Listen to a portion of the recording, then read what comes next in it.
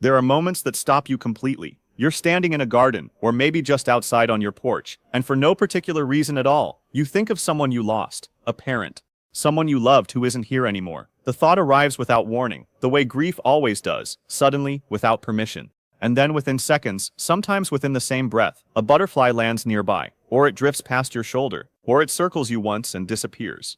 Most people hesitate before telling anyone about moments like that. They know how it sounds. But if you've experienced it, and a surprising number of people have, you know that the feeling it leaves behind is difficult to dismiss. Something about the timing feels too precise, too quiet, too strange to be nothing. Today we're going to explore why that happens. Not with superstition, not with easy comfort, but with something more interesting than either of those things. The actual science of butterfly behavior, the psychology of grief, and the question of whether these encounters are as random as they appear. Because once you understand how butterflies actually perceive the world, how they behave around living things, and what's happening in the human mind during those moments of grief, the experience stops feeling like coincidence, and it starts feeling like something worth paying attention to. If questions like this fascinate you, the intersection of science, animal behavior, and the deeper human experiences we don't always have language for, then you're going to feel right at home here. Let's start with the butterfly itself. Most people have never thought about what it's like to be a butterfly, and when you do, it changes everything about how you interpret an encounter with one.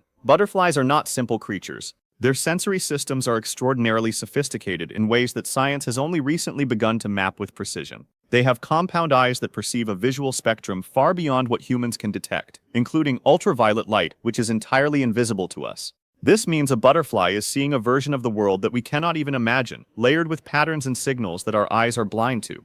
But what's even more remarkable is how butterflies respond to the environment around them. Research published in various behavioral ecology journals has documented that butterflies are exceptionally sensitive to heat, movement, scent, and even the electromagnetic fields produced by living organisms. They are, in a very literal sense, built to detect presence. When a butterfly lands on a person or circles them, it is almost always responding to something real. Body heat, the CO2 in your breath, the scent of your skin, the subtle shimmer of movement. From the butterfly's perspective, it is orienting toward a warm, living, chemical signal. It's not random. There is always a reason, and here is where it gets interesting. Butterflies are also highly sensitive to stillness and to emotional states that alter physiology. When a person is grieving, when they are standing quietly in that particular way grief produces, slower breathing, reduced movement, a kind of physical heaviness, their body produces a different signature than normal activity. Some researchers suggest that grief state physiology, the slowed heart rate, the stillness, the particular temperature of skin during intense emotion, may actually make a person more perceptible to a butterfly's sensory system.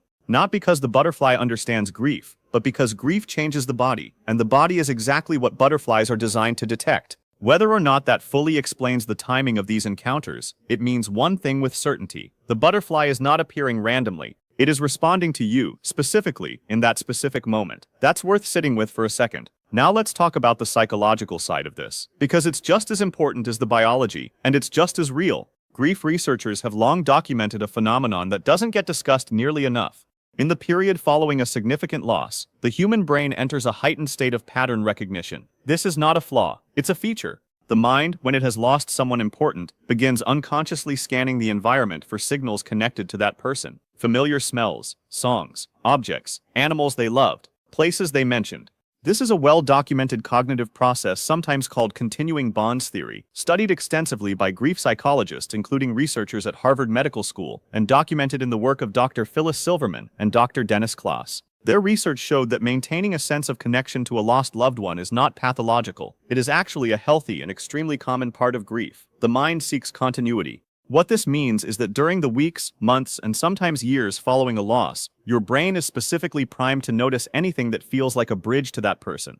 And butterflies, across dozens of cultures and centuries, have been one of the most persistent symbols of that kind of connection. If a butterfly appears when you are thinking of someone you lost, your brain is doing exactly what it was designed to do: connecting, associating, building a bridge. But here's the more mysterious question, and it's the one that tends to stay with people. Why does the timing feel so exact? This is where science becomes genuinely uncertain, and the uncertainty itself is fascinating. There is a documented cognitive phenomenon called frequency illusion, sometimes called the Baader-Meinhof phenomenon, in which once your attention is primed towards something, you begin noticing it constantly, even though it was always there. Some psychologists suggest that this explains butterfly encounters during grief. You are not seeing more butterflies, you are noticing them for the first time, and that explanation is plausible. It's scientifically grounded. It deserves to be taken seriously, but it doesn't fully close the question.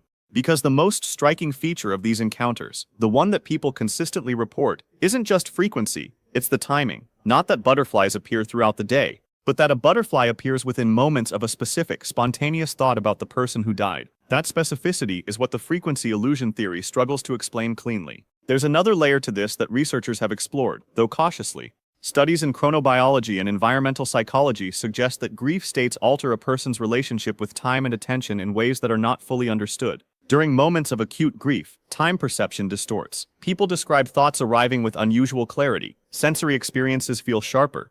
It's possible that during these heightened states, the brain is registering more of the environment simultaneously, including the presence of an insect that was already nearby but unnoticed.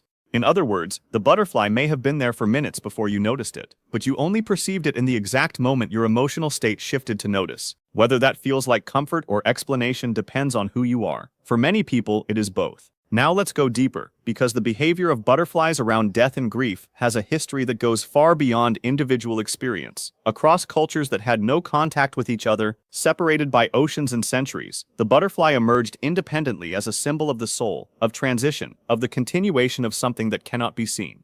In ancient Greece, the word psyche meant both soul and butterfly. In ancient Aztec culture, the souls of fallen warriors were believed to return as hummingbirds and butterflies. In Japanese tradition, a butterfly entering the home was sometimes seen as a visiting spirit. In Celtic folklore, butterflies were connected to the souls of the dead, particularly those who died young. These aren't random overlaps. Historians and anthropologists who study comparative mythology have noted that when unrelated cultures converge on the same symbol independently, it typically reflects something that those cultures were observing in common, a behavior or pattern in the natural world that struck people as meaningful across generations. Butterflies emerge from a state that visually resembles death. The chrysalis is still, sealed, apparently lifeless. And then from that stillness, something extraordinary happens. An entirely transformed creature unfolds. This is not metaphor. This is the actual biology of metamorphosis, one of the most dramatic physical transformations in the natural world. It is documented, measurable, and genuinely astonishing even to entomologists who study it their entire careers. It requires no supernatural claim to understand why ancient observers, watching a butterfly emerge from what looked like a tomb, would make a connection to the human experience of death and the possibility of something continuing afterward. The symbol did not come from nowhere, it came from observation. There's one more dimension to this that I want to explore, because it changes the way the entire experience feels. Butterflies do not simply wander at random.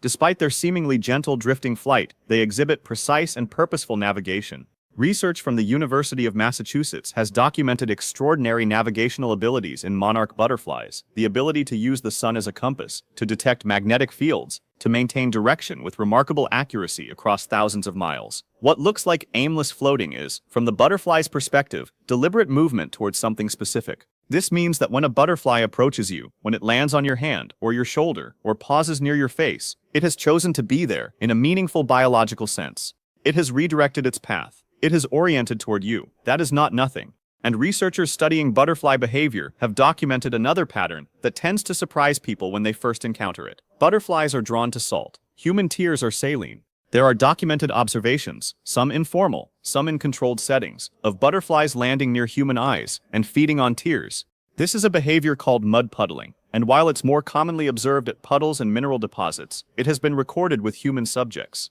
Whether a butterfly appearing during grief is responding to tears, to changed physiology, to body chemistry, or to something we haven't fully mapped yet, what's clear is that the encounter is responsive. The butterfly is reacting to something your body is doing in that moment. And most people who have experienced this kind of encounter don't find the biological explanation less meaningful than the symbolic one. If anything, knowing that the butterfly was genuinely responding to you, detecting you, orienting toward you in that specific moment, makes the experience feel more intimate, not less.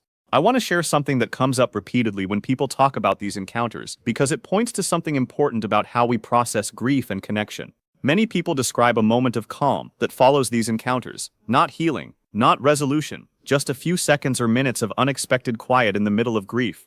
Researchers studying what's sometimes called post-bereavement spiritual experiences, documented in journals like Omega, Journal of Death and Dying, and studied by researchers including Dr. Louis Legrand, have found that these moments of perceived connection, regardless of their origin, often produce measurable reductions in acute grief symptoms. The interpretation matters.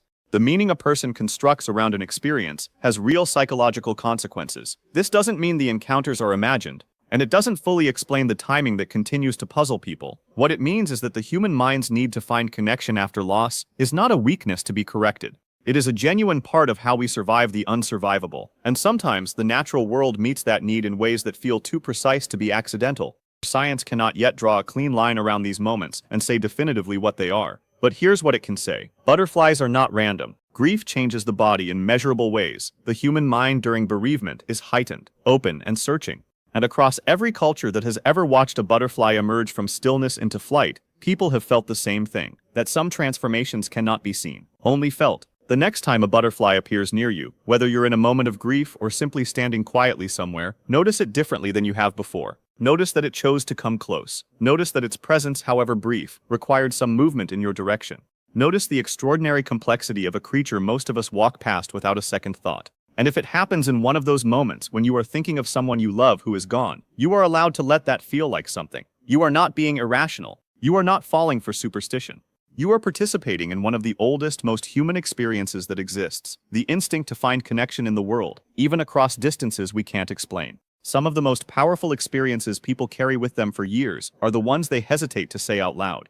The butterfly that appeared at the exact wrong moment, or the exact right one, depending on how you hold it. If something like this has happened to you, I'd genuinely love to hear about it in the comments. Not because there's a simple answer to offer, but because these stories matter, and because sharing them quietly is sometimes the only way to carry them. And maybe animals notice more than we realize. I'll see you in the next one.